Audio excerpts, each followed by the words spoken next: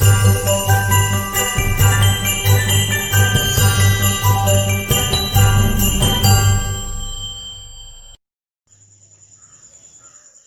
Friends, काल के बारे में आज हम अध्ययन करते हैं टेंस के बारे में। इंग्लिश में टेंस क्या होता है? वैसे तो टेंस का अर्थ काल और काल के अर्थ कई होते हैं। समय, काल का मूल अर्थ समय है, काल से मृत्यु भी समझा जाता है। तो समय भी क्या कई प्रकार का होता है? वास्तव में समय कई प्रकार का नहीं होता है, बल्कि समयानुसार क्रियाकलाप कई प्रकार के व्यक्त किए जाते हैं। तो उसी को हम टेंस कहेंगे, क्रियाकलापों का अभिव्यक्त करना। तो आइए हम टेंस के बारे में जानते हैं। आपने खूब सुना होगा, जानते होंगे कि टेंस 3 प्रकार के होते हैं: प्रेजेंट टेंस, पास्ट टेंस और फ्यूचर टेंस। हिंदी में इनको कहते हैं वर्तमान काल, भूतकाल और भविष्य काल। अब मैं कोई सेंटेंस बोलता हूँ और आपको ये बताना है कि ये कौन से टेंस का है। ये रहा सेंटेंस, मैं अंग्रेजी पढ़ाता हूँ। मैं अंग्रेजी पढ़ाता हूँ। नीचे ही आप जवाब समझ गए होंगे दोस्तों कि यह वर्तमान काल है, प्रेजेंट टेंस है। क्यों प्रेजेंट टेंस है बता सकते हैं? क्योंकि आप कहेंगे है हो हूँ देख करके मैंने समझ लिया, ठीक है। यानी कि ये क्रिया अभी हो रही है या होती है।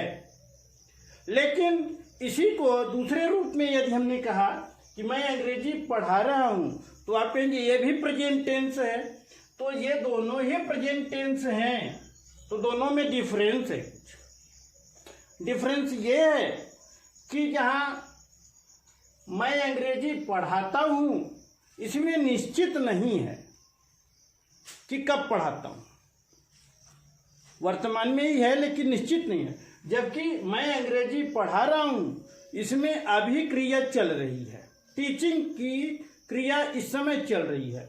इस प्रकार से इसमें और इसमें अंतर है। अर्थात वर्तमान में भी कई प्रकार हो सकते हैं। मैंने अंग्रेजी पढ़ाया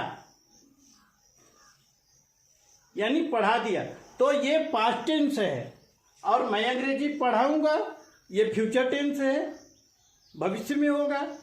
तो यहाँ पर हमको 2 जानकारी मिल गई।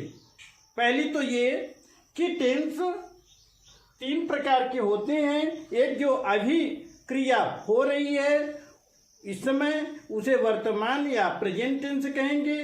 दूसरा वो जो कि बीत गया है, यानी जो क्रिया हो चुकी है, उसको हम पास्ट टेंस कहेंगे।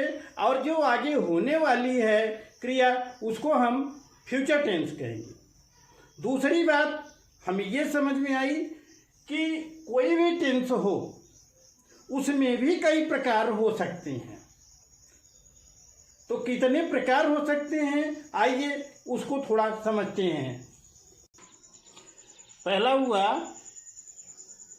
इंडेफिनिट टेंस और सिंपल टेंस।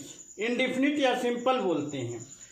हिंदी में इसको कहते हैं अनिश्चित काल या सामान्य काल। इसमें क्रिया जो होती है उसकी अनिश्चितता बनी रहती है, कंफर्म नहीं होता कि कब होती है। दूसरा होता है कंटिन्यूअस टेंस, जिसे हम अपूर्ण काल या निरंतर काल कहते हैं। इसमें क्रिया जारी रहती, निरंतर माने लगातार होती रहती सी प्रतीत होती है और पूरी नहीं हुई रहती। जैसे मैं पढ़ा रहा हूँ, तो पढ़ाई की क्रिया चल रही है लेकिन अभी पूरी नहीं हुई है, इसीलिए इसे अपूर्ण कहते हैं। इसी प्रकार से परफेक्ट टेंस जिसमें क्रिया पूर्ण हो गई रहती है, पूरी हो जाती है, परफेक्ट, कंप्लीट। और चौथा नाम से ही पता चल रहा है परफेक्ट कंटिन्यूअस टेंस, अर्थात जो परफेक्ट भी हो और कंटिन्यूअस भी हो, यानी कुछ तो पूर्ण हो गई है और कुछ अभी जारी है। निरंतर चल रही है। इसको हिंदी में कहते हैं पूर्ण निरंतर काल या पूर्ण अपूर्ण काल। इस तरह से इन दोनों को मिला के बोलते हैं पूर्ण अपूर्ण काल या पूर्ण निरंतर काल। इस प्रकार से काल 4 प्रकार के हुए। अभी आपने जाना कि काल 3 प्रकार के होते हैं, प्रेजेंट, पास्ट और future.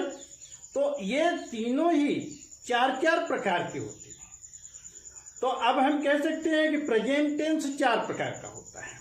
Present indefinite tense, present continuous tense, present perfect tense, present perfect continuous tense. इस प्रकार से 4 हुआ। इसी प्रकार से आप पास्ट को भी लिख सकते हैं, पास्ट इंडेफिनिट टेंस या past simple tense, past continuous tense, past perfect tense और past perfect continuous tense. Future को भी ऐसे ही आप बोल सकते हैं, future indefinite tense, future continuous tense, future perfect tense और फ्यूचर परफेक्ट कंटीन्यूअस टेंस। अर्थात हिंदी में भी आप कहेंगे वर्तमान अनिश्चित काल, वर्तमान अपूर्ण काल या वर्तमान निरंतर काल, वर्तमान पूर्ण काल, वर्तमान पूर्ण निरंतर काल।